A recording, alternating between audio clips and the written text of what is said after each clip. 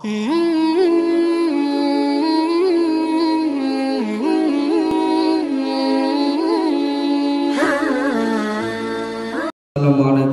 warahmatullahi wabarakatuh. Alhamdulillah alladzi an'ama alaina bi ni'matil iman wal islam wa arsyadana subulas salam. Asyhadu an la ilaha illallah wahdahu la syarikalah al malikul alam wa asyhadu anna muhammadan abduhu wa rasuluh sayyidil arabi wal ajam. Allahumma fasholli wa sallim wa barik ala nabiyyina Muhammadin wa ala alihi wa sahbihi wa man tabi'ahum bi ihsanin ila yaumil qiyam. Amma ba'du, subhanaka la ilma lana illa ma 'allamtana innaka antal alimul hakim. Rabbi shrah li sadri wa yassir li amri wahlul 'uqdatam min lisani yafqahu qawli. Allahumma inna nas'aluka ilman nafi'a wa rizqan thayyiba wa amalan mutaqabbala. Walhamdulillahi rabbil alamin. Bapak Ibu hadirin jamaah salat subuh rahimakumullah. Kita lanjutkan pelajaran hadis arba'in kita. Kita masih membahas hadis yang ke-24 karena memang hadisnya cukup panjang dan waktunya sangat terbatas. Dan durasi ketemu kita hanya 1 minggu sekali. Jadi ya sekedar sebagai stimulan saja, pancingan saja. Nanti selebihnya tentu panjenengan bisa memperdalam sendiri di rumah. Baik itu membaca referensi-referensi yang terkait dengan hadis-hadis yang terdapat dalam Arba'in An-Nawawi ini, atau mungkin bisa juga dengan menyaksikan YouTube yang membahas tentang hadis-hadis ini. Pada pertemuan yang lalu kita membahas tentang larangan Allah Ta'ala kepada kita untuk berbuat zalim, dan Allah Ta'ala sendiri mengharamkan kedzaliman atas zatnya sendiri. Ini haramtu dzulma ala nafsi wa ja'altuhu bainakum muharraman fala tadhallamu. Maka pada kalimat berikutnya dalam hadis qudsi ini Allah Ta'ala menyampaikan, ya ibadi, wahai hamba-hambaku, kullukum dhallun, kamu semua sesungguhnya adalah tersesat, illa man hadaituhu, kecuali orang-orang yang telah aku beri petunjuk. Fastahduni, maka mintalah petunjuk kepada aku. Ahdikum, niscaya aku akan memberi kamu petunjuk. Ini menunjukkan betapa nikmat hidayah ini, nikmat fitrah Islam ini adalah nikmat yang tidak bisa kita bandingkan dengan dunia seisinya. Kita bersyukur kita terlahir dari keluarga muslim, sehingga kita mengenal Islam sejak awal, sejak dini. Orang tua kita Islam, kakek nenek kita Islam, alhamdulillah. Kita tidak bisa bayangkan bagaimana andai kata kita lahir di Amerika misalkan, andai kata kita lahir di Soviet misalnya, apakah hidayah akan sampai kepada kita? Bahkan kalau kita telusuri sejarah para nabi dan para rasul, orang-orang terdekat para nabi dan para rasul pun ketika tidak diberi hidayah oleh Allah Ta'ala, mereka termasuk orang yang tidak beriman. Naudzubillah min dzalik. Nabi Ibrahim alaihissalam itu tidak bisa mengislamkan ayahnya sendiri, ayah kandungnya Azar. Nabi Nuh alaihissalam tidak bisa memberikan petunjuk kepada putra kandungnya Kan'an. Bahkan baginda Rasulullah SAW, Nabi kita sekalipun, paman yang mencintai beliau, Abu Thalib, yang sejak kecil merawat beliau dengan kasih sayang, menggantikan posisi ayah di hadapan Rasulullah SAW.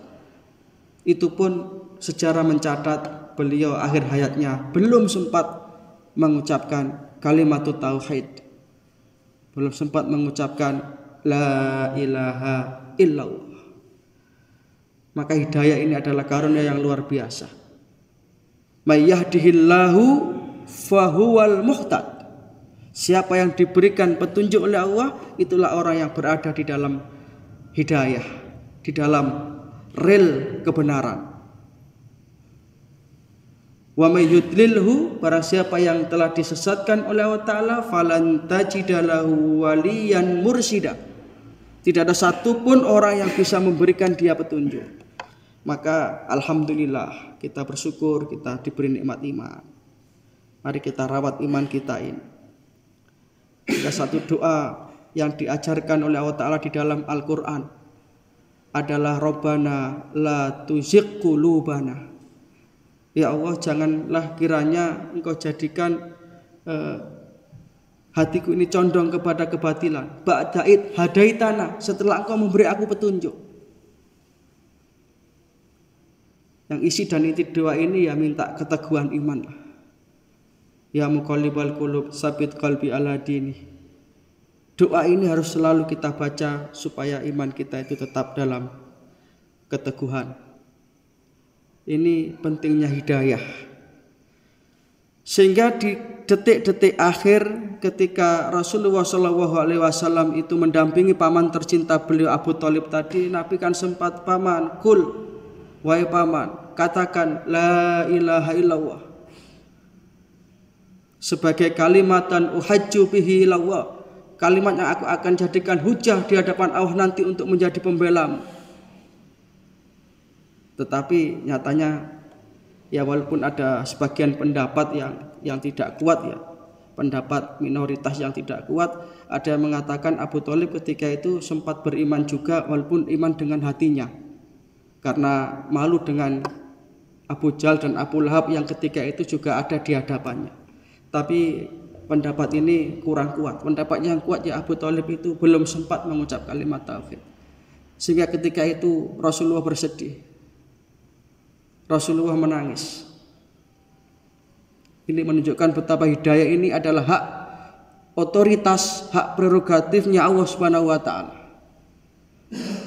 Allah menyatakan a'udzubillahi minasyaitonirrajim innaka la tahdi man ahbabta walakinna Allaha yahdi may yasha.